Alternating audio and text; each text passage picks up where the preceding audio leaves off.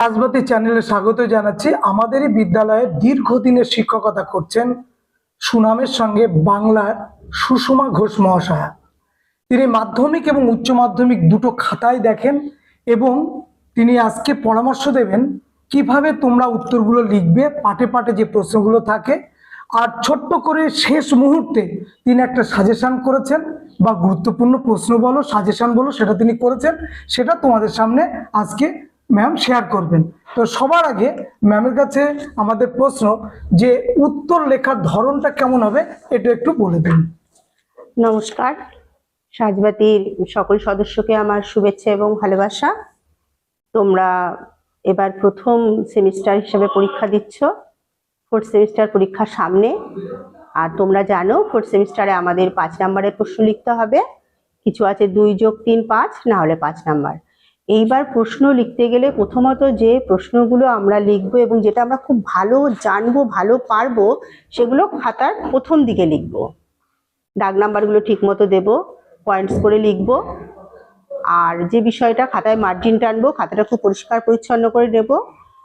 আর প্রশ্ন যদি 2 যোগ 3 থাকে তাহলে প্রশ্নটা যেমন পাঠে আছে উত্তরটাও সেভাবে পাঠ করে লিখবো।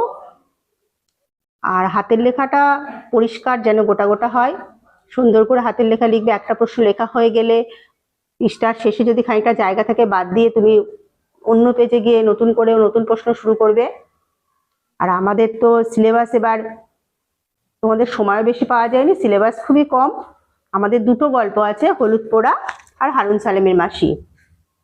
এইবার 2টো গল্পের মধ্যে যে কোনো একটা গল্প তোমরা খুব ভালো করে পড়বে, কারণ 2টো থেকে 2টো প্রশ্ন থাকবে, একটা প্রশ্ন তোমাদের লিখতে হবে। সেই হিসাবে তোমরা যদি যেটা যে পড়বে, যদি মনে করো হলুদ পোড়া পড়বে তাহলে ওটাই ভালো করে পড়বে। যেখান থেকে প্রশ্ন যে প্রশ্নই আসো তুমি লিখতে পারো। প্রথমত কি পাঠ্য বইটা খুব ভালো করে পড়তে হবে। যদি হলুদ পোড়া পড়ো, হলুদ পোড়ার গল্প দিয়ে বিজ্ঞান মনস্কতা কুসংস্কারের যে দ্বন্দ্ব ফুটে উঠেছে এটা ভালো করে পড়বে। নামকরণ করতে পারো, ছোট গল্প হিসেবে হলুদ পোড়া কতদূর সার্থক। তারপরে যে দাওয়াইটায় তাদের স্টেজ হয়েছিল, সে যেখানে ঘটনাটা ঘটেছিল সেটা। তারপরে হলুদ পোড়া গল্পটা খানিকটা ভৌতিক গল্প হয়ে উঠেছে কিনা সে বিষয়ে তোমার মতামত, ঠিক আছে।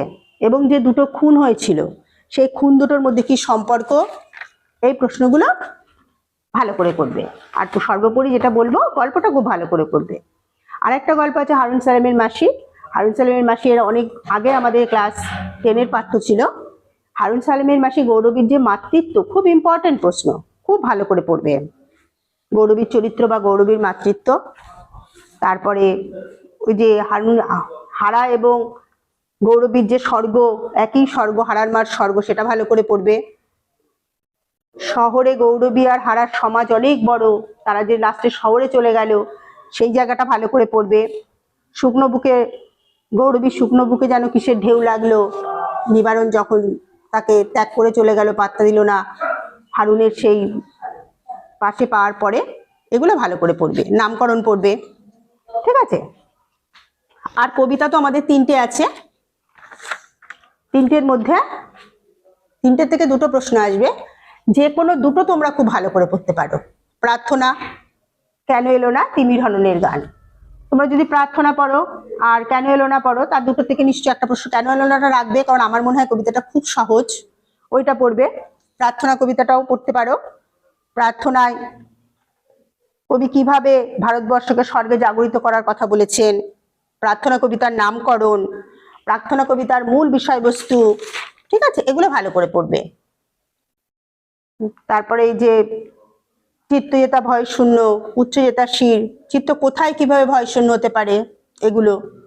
আর কেন এলো না তো খুবই ভালো, একটাই ঘটনা, মৃত্যুর পাশ কাটিয়ে তার বাবা ফিরে এলো, ছেলে কেন আসতে পারলো না, এই প্রশ্নটা।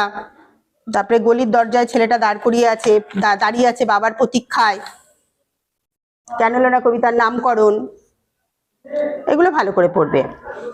তারপরে বারুদের গন্ধে ভরা রাস্তা দিয়ে যখন তার সেই যে কিসের ব্যঞ্জনা ফুটে উঠেছে এখান থেকে, এটা পড়তে পারো। নাটক আমাদের একটাই আছে, নানা রঙের দিন।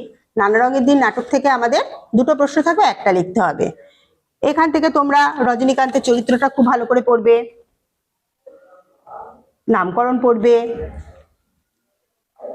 তারপরে শিল্পকে যে মানুষ ভালোবেসেছে তার বার্ধক্য নেই, এই যে লাইনগুলো আছে এগুলো ভালো করে পড়বে, ঠিক আছে।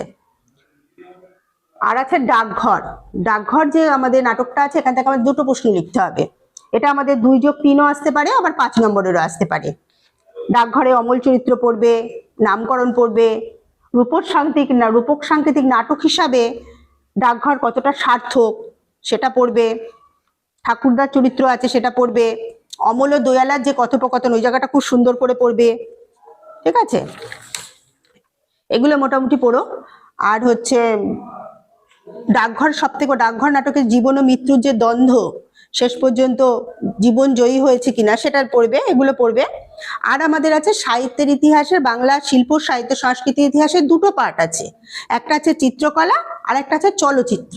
দুটোর থেকে দুটো প্রশ্ন আসবে। এবার তোমাদের যেটা ভালো লাগবে সেটা তোমরা পড়তে পারো। যদি চিত্রকলা পড়ো, চিত্রকলা অবনীন্দ্রনাথ ঠাকুরের অবদান, তারপরে রামকিঙ্কর বেইজ, ঠিক আছে, যামিনী রায়, বিনোদ বিহারী মুখোপাধ্যায়, নন্দলাল বসু, এদের অবদানগুলো পড়বে। পট শিল্প পড়বে, ঠিক আছে। আর যদি চলচ্চিত্রের দিকটা পড়ো তাহলে সত্যজিৎ রায়, ঋত্বিক ঘটক, এগুলো তথ্যচিত্রটা ভালো করে পড়বে, ঠিক আছে। আর আমাদের আছে প্রবন্ধ আছে দুটো বিষয়, একটা হচ্ছে জীবনী আর একটা হচ্ছে কিছুটা মুখবন্ধ দেয়া থাকবে, বাদ বাকিটা আমাদের বড় করে লিখতে হবে। সেখান থেকে তোমরা জীবনীটা বেছে নিতে পারো। জীবনী যেটা থাকবে তার পুরো সংকেত দেয়া থাকবে, ঠিক আছে। সেই সংকেতের মধ্যে তোমরা, জীবনী তো সেইভাবে কমন পাওয়া যায় না, কারণ অনেক সময় দেখা যাচ্ছে কারো সার্ধ শতবর্ষ থাকলো বা শতবর্ষ থাকলো সেগুলো দেয়। তবু আমি বলবো এগুলো একটু ভালো করে দেখে যেও। মহাশ্বেতা দেবী, মৃণাল সেন, সলিল চৌধুরী, নারায়ণ দেবনাথ, সত্যজিৎ রায়, ঈশ্বরচন্দ্র বিদ্যাসাগর, শরৎচন্দ্র চট্টোপাধ্যায়, এগুলো মোটামুটি দেখে যেও। আর সব থেকে যেটা বড় কথা, কেউ রচনাটা ছাড়বে না, প্রবন্ধটা অবশ্যই লিখবে। যে যদি তোমার কমন নাও আসে, যে জীবনীর পয়েন্টস গুলো দেওয়া থাকবে সেটাকে দিয়ে তোমরা একটু বড় করে লিখে আসবে, ঠিক আছে। আর খাতাটা পরিষ্কার পরিচ্ছন্ন রাখবে, ভালো করে লিখবে। আশা করি সবার পরীক্ষা ভালো হবে। Best of luck.